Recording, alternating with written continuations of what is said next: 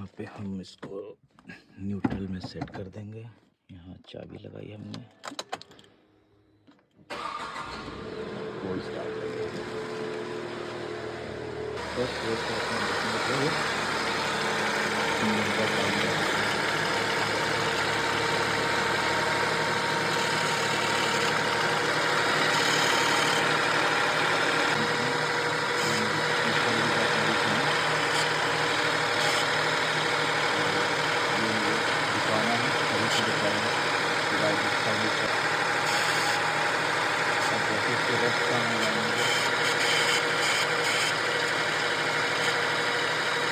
comment करके बताइए कि